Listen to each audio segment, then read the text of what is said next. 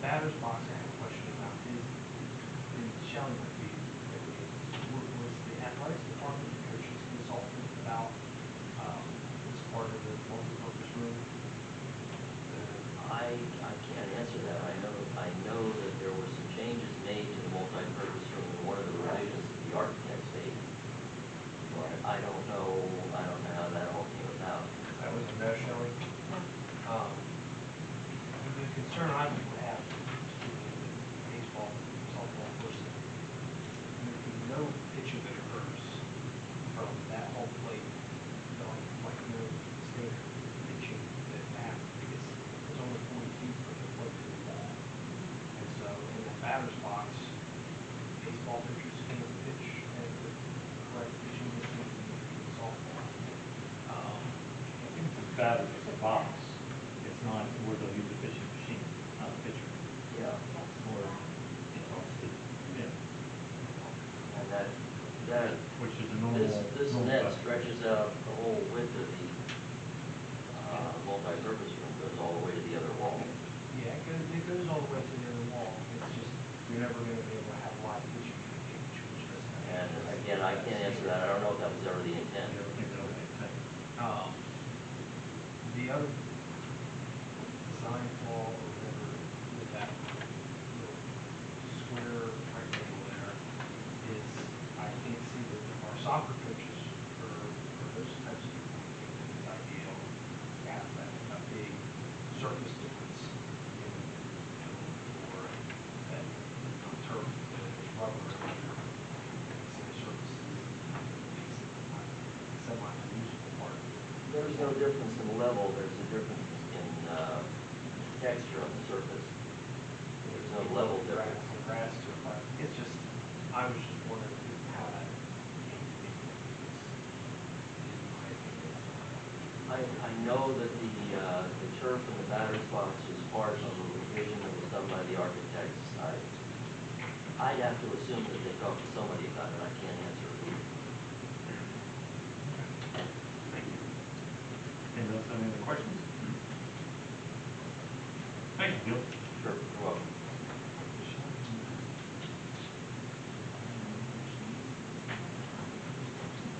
Shelley, I'm gonna let you go first, because usually you got stuff going on around campus right now, so. Yeah.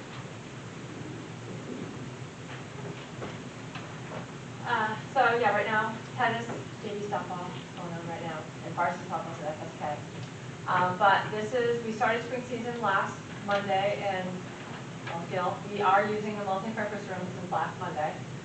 And I haven't heard too many complaints from the softball and baseball coaches. They seem to be happy using the bat. I think they're just happy getting in the batter's box, so it's a good thing. But winter sports recap. So I got the pleasure of watching Rock last week. Front row, so literally Rock's like right there in front of me. He lost the quarterfinal round. He's a big guy. It was good. The guy was good. The guy was really good. He lost, and he went to con season and lost that round. But Rock had an incredible year. His career is 152 to 33. So he had the most wins in school history. He had 108 pins, the only wrestler in L-Town history with 100 pins. So that right there is a feat in itself. He was a two-time sectional champion, 2025 district champion, 2025 regional runner-up, and then the 2025 state qualifier. So I don't think a lot of people know, this is Rock's first year qualifying for states. So, you know, if you haven't been there before, it's a little intimidating, but I was just happy to be able to see him in this final round, so it was good. The girls varsity basketball team, they won the YAIAA D3 Sportsmanship Award, which is great. We also had two basketball players, boys, make the YAA All-Star team. Peyton Boston was first team, and Zach Murray was honorable mention. Band, Matthew Hogue earned a spot in the PMEA All-State Wind Ensemble on the French horn. He will participate in the All-State Festival next month at the Kalahari Resort and Convention Center in the Poconos. I also want to put a little tidbit about the musical. I don't know if any of you guys saw the musical. It was great. It was such a fun musical, and it was so great to see how well those four girls did. I mean, they all did great, but it was, I don't know, probably dating myself. It was like my dad's music, so it was kind of like it was such a great musical yesterday, so I want to plug the cast and crew did such a great job. In other news, Littlestown, we were the recipient of a free AED for the Peyton Walker Foundation. So I went to Hershey Giant Center on March 27th, where they presented the free AED before a championship game. I think it was the 5A1 for the boys, to all the schools that applied. And I've never applied before, but I thought to myself, wow, we have 2 new spaces downstairs, why not? And we all got one.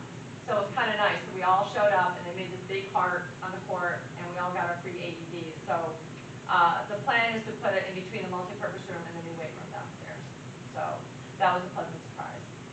And last but not least, we have April 7th coming up, 5 to 6 in the cafeteria for signing day. We have 5 athletes committed so far. So right now we have Isabella McCall going to Mount Aloysius College. We have Michelle Few and Katie Furr, they're both cheering at Mount St. Mary's. Emma Nunemakers at Wingate University for field hockey. And Victoria Kyle is going to DU-Ville for field hockey. Any questions? Any other questions? It's in Buffalo. Oh, thank you. It's a D2 school in Buffalo. I know when I first heard it, I was like, DU-Ville? I'm like, yeah. Any questions? Any questions? Hearing none. Thank you. Thank you. I'm sorry, Carolyn. Oh, yeah. You're right. Just 2 things to share today. Our homeless numbers are down a few, which is always a good thing for the families.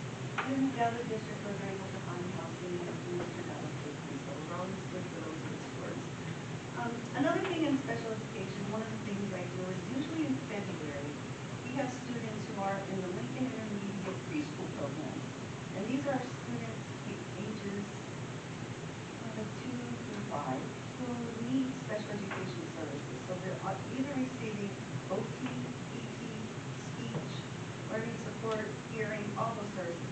So I meet with all those families and all those students in February to talk about their needs and to talk about what kind of services that will carry over into, all the services carry over to school age, because it goes from preschool to school age, and then they carry over, so we have to make sure that we're supporting the students in those areas of need. So this year was the most students that I had these meetings for. We have 18 incoming kindergartners, and just to break it down, 7 of them are speech only. Now the rest of them, one is hearing impaired, 4 autism, 4 developmentally delayed, and 1 intellectual disability. So I have to make sure that we're supporting those students in the appropriate places for, good education. And a lot of these students are also getting speech OT or PT. So there's a good number of students moving in that we're supporting for next year. That doesn't count move-ins and everybody else who didn't come yet. So. Anybody else have any questions? Carolyn, when did this program start for the 2 to 5-year-olds? Oh, long before me. Okay, so it's been going on. Yeah, LAU supports the service. It's a mandated thing. That's great. And where does that reside? Is it here on campus or Well, they have classrooms. here? We have 2 preschool classrooms here in the district at MAMS, and other school districts hold preschool classes also. So they're all over Adams County, Franklin County, Wood County. Well, that's The LAU great. services all over. That's a really great program. I thank you for sharing that. It is. I appreciate that. I like to hear stuff like that because I can't imagine being a 2-year-old, 3-year-old, 4-year-old jumping into kindergarten, 5-year-old, and being disadvantaged. It's so much better, I've always thought, because I remember Head Start back in Carroll County years ago. But it was a good program. It was a pre-K, and I made sure my daughter was in it for that very reason. Because when she got into kindergarten, it changed everything. It gave her a leg up. And I enjoyed hearing stuff like that. I'm so glad you're doing that. Thank you. Sometimes there are families just in Head Start that receive services, and then I meet with them also in different. Oh, good. That's great. As long as they have an IEP. And another question: do you see when you do that? Do you get to see the progress of these children as they go through, as they go up into the kindergarten, 1st grade? Good. So it is making a difference. Great. That is awesome. I love hearing stuff like that. And thank you for doing that and being a part of that because it helps out, I'm sure, a lot of families. Thank you. Any other questions for Carolyn? Okay, Dr. Naylor. Yes. Just one safety topic to share.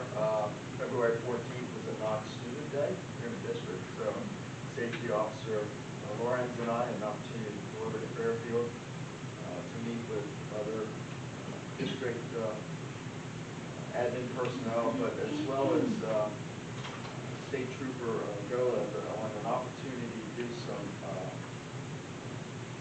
county-wide planning and emergency preparedness opportunities. So we talked a lot about districts and continuity and services and trying to work together as a county versus isolated school districts, and putting together some upcoming opportunities to train in some of our drills in more of a large-scale setting, incorporating county agencies in a drill at a school district next year, and learning from that process as a county as opposed to trying to do things in isolation. So it was a good meeting over at Fairfield, and we're looking forward to building that out in the future.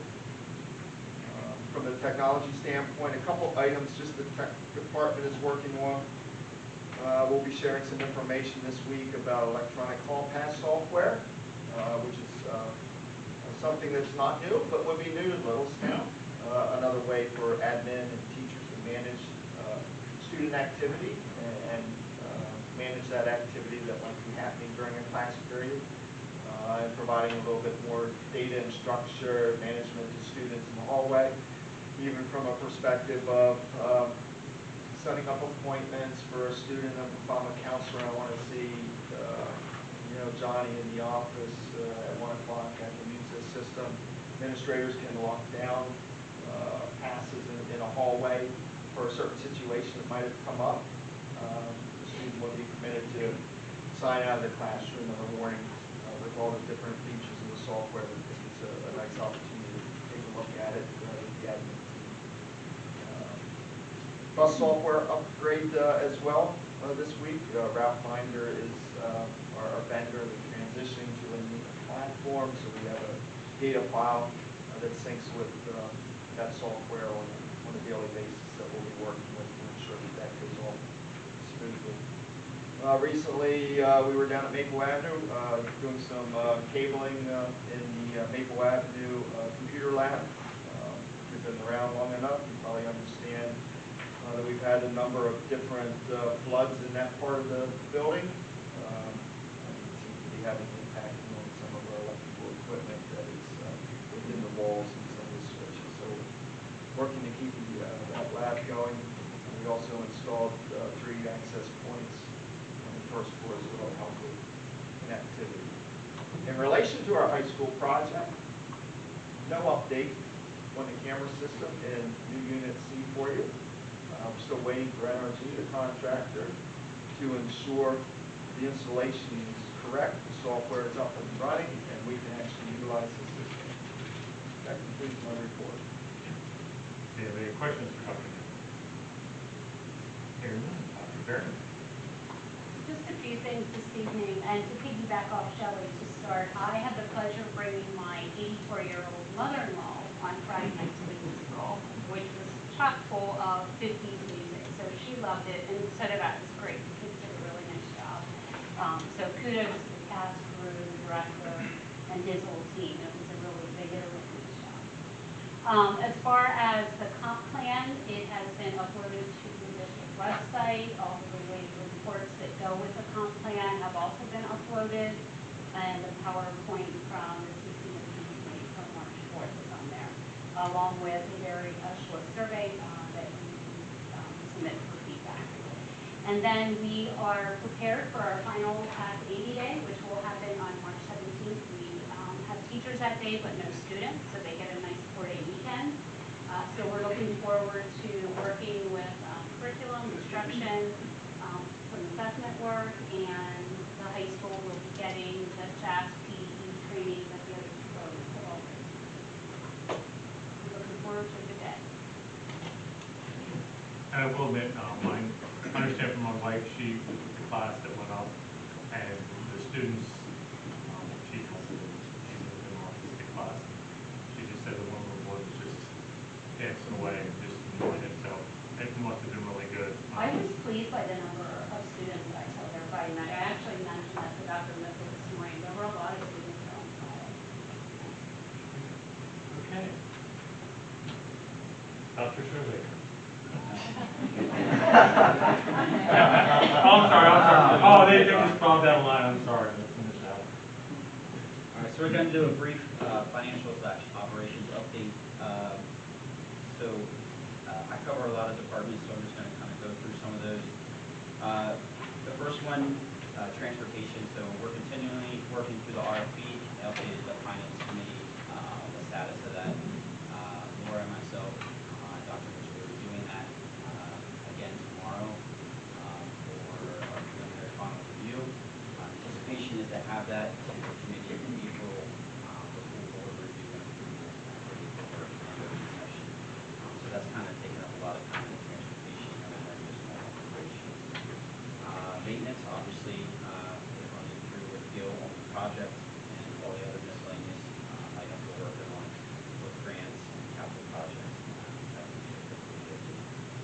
Cafeteria, we have the RFP opening and review on the 19th, so next Wednesday. The committee, which has 4 members, will review the vendors that submit proposals, and we'll evaluate those and have that also to the committee. Participation will review, and then the board to finally approve it as well. Business office, we are constantly working on the budget.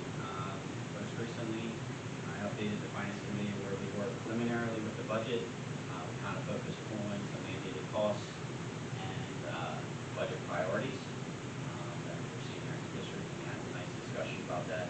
We'll have another discussion in that in April. Anticipation is to have a presentation to the full board with the packets in the April timeframe. The last one is athletics. So athletic RFP, we've been working through that. I've had a meeting with Kurt Rappaport in February. We're looking to reconvene here this month to also have an official formal presentation on design options, all ads, all that process and selection for the board, and then also the April conference. So it will be a big one here for the business office. Anybody have any questions for Mr. Sherry?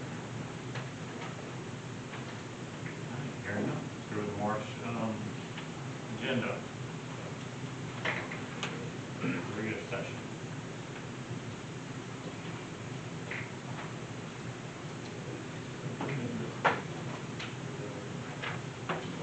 Oh, yeah, sure. Just pause for a second. Next thing. Yep, I just want to make sure that everyone understands there's a few things in your packets this evening. One thing that you'll find is an auditor's report related to cyber schools. This is just the first 10 pages. One of the things that we did talk about a little bit during our FP&S committee meeting was the continuing acceleration of costs for cyber charter schools across Pennsylvania.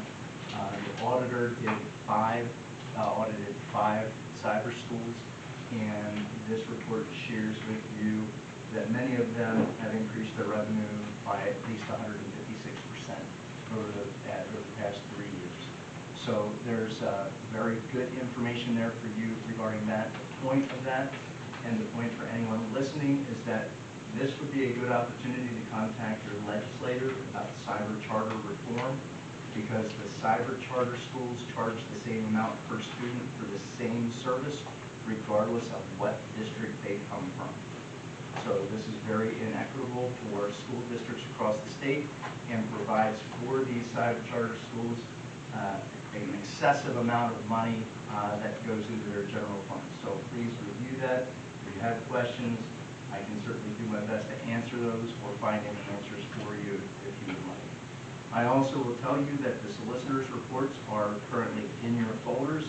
I did receive a message from Dave that there were no solicitor reports for the months of November and December, but everything is reported from the last solicitor's report, so you should find in your packet October, January 10th, March 6th, and I do have January 31st right here for you. That was, I found out right before the meeting that that was not included, so I will provide this to you before you leave. That's all I have. Okay.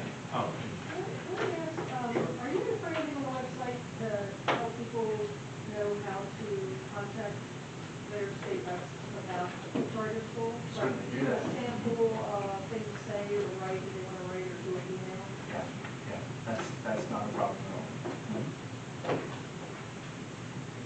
also don't get turn your orange envelope back into Carrie, or she will charge you 35 cents.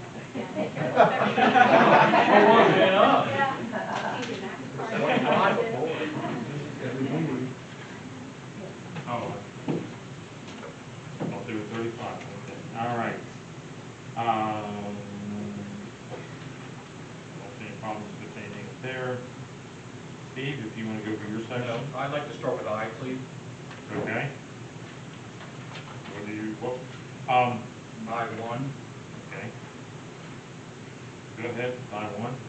State your question, do me a favor and state your question first, and any supporting comments after, so that whomever can start to develop an answer. So that'll be the new process for everyone. We were sort of talking about this at our training, that we would like to state your question first, and then any supporting conversation after.